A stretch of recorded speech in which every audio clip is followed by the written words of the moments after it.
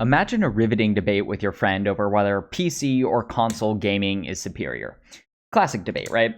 Your friend is a defender of PC gaming, and he's vehemently insisting that PCs are superior because of their stronger performance. He says that they can maintain higher frame rates, they have higher processing power, and they can have consistent upgrades, unlike consoles. Meanwhile, you're insisting that the convenience of consoles, the fact that they're cheaper, easier to set up, made to play games, makes them superior to PCs. So both of you are doing fine refutation throughout the debate against each other's arguments. Both of you are substantiating your claims with credible evidence. Both of you are flowing excellently. How could a judge then determine which side has won the debate at the end of the day? How should the judge know whether performance or convenience is more important in this debate? Well, the answer is that the debaters need to tell the judge which values are more important. And so the art of explaining which values or impacts are more important than others in a debate round is called framing. And it's a skill I want to focus on in this short instructional video. You can see here in this opening image, the part of this image I really want you to focus on is this scale in the statue's hand, because that's the best way to think about framing. It's about making it clear to the judge which arguments weigh more than others, which ones are more significant, and which ones should the judge care most about. All arguments, until you do this type of analysis of framing, will feel as if they're equal unless you do the explicit work to explain why one is more important than another. So let's hop on in. Another way to think about framing, it's ultimately about helping the judge to understand which arguments are the most important. And you want the judge to realize that debate is not a democracy. Not every argument has equal weight. Some are more important than others. But if a debater is just going down a list of arguments and going back and forth with refutations and counter-refutations, the judge will get lost. They won't understand which arguments are the most important. And so, yes, argumentation and refutation are the core skills of debate, but if direct refutation of your opponent's argument is all that's happening, then a debate round will become very confusing. In that type of situation, it will be like trying to play chess where every piece was disguised so that you wouldn't know which pieces are merely pawns and which pieces are bishops or queens. And so your job as the debater is to make the judge realize that some arguments in a debate are just like pawns and that some are much more important, the proverbial queens of the debate round. And so you need to help the judge understand which pieces are more important than others. This is usually done in an overview before you go to the line-by-line argumentation and refutation. So the overview typically happens, well, it definitionally happens at the beginning of a speech. So in those opening 20 to 30 seconds, you would explain what the most important argument is in the debate round and why it's more important than your opponent's arguments. And then you would get to the, my opponent's first argument is X, but this is wrong because, that type of line-by-line argumentation, as it's called. Now, here are the two things you have to do for framing to be successful. First, you need to explain what is the most important argument in the round, and that's typically your best offense. And second, you need to explain why that argument is more important than your opponent's best argument, so their best offense. And it is this comparative element that makes framing good.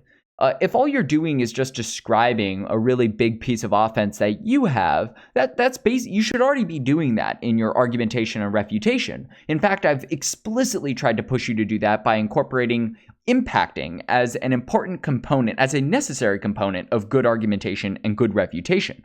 What makes impacting different than framing is that framing is comparative. It's explaining why your most important argument is ultimately more important than your opponent's best argument.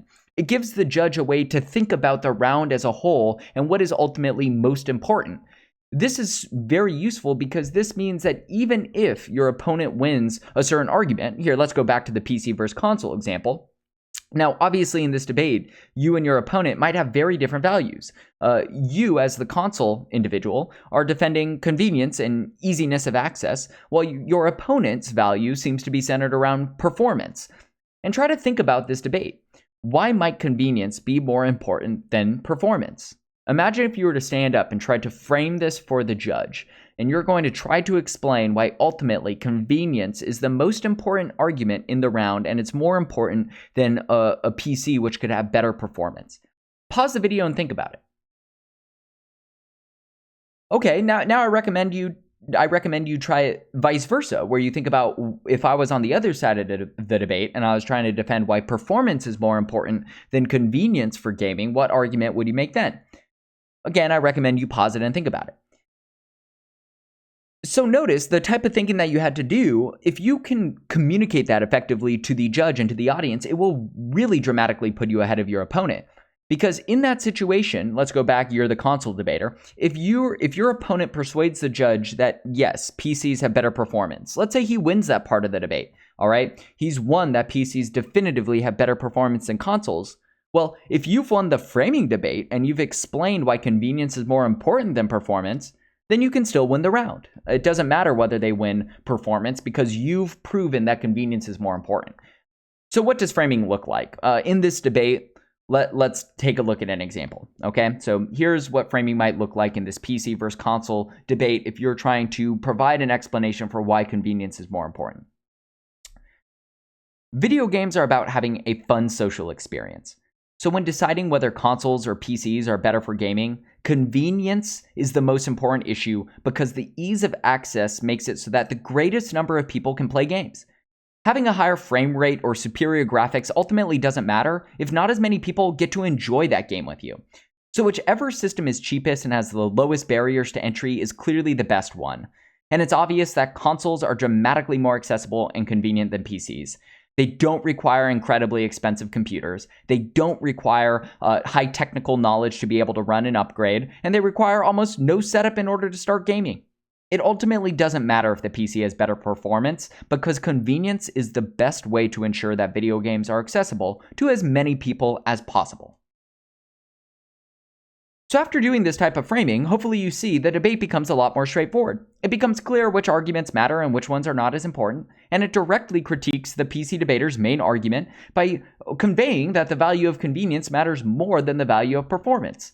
And that's why framing is one of the most important skills that a debater needs to master. In fact, one of the most immediate distinguishing factors between a novice debater and an experienced varsity debater is that the experienced debater does framing throughout the debate, whereas a novice solely sticks to trying to refute specific line-by-line arguments and just gets lost in the weeds. They lose sight of the bigger questions of the debate round. If you're not doing this big picture framing, then you're ultimately going to make the judge's job incredibly difficult because they're going to have to sit there and try to calculate which arguments they think are more important. And guess what? That will lead to some frustrating decisions because what if the way they think about the questions ends up being different than the way you want them to think about the questions? Well, the only way to guarantee that they think about the debate and the arguments in the way that you want them to is you have to make that framing explicit. You have to walk them through step by step exactly how they should be thinking about the round and how they should be thinking about the argument. So hopefully this is a nice little introduction to framing. We're obviously going to be practicing this throughout the rest of the semester and getting into more specific types of framing when we get to policy debate.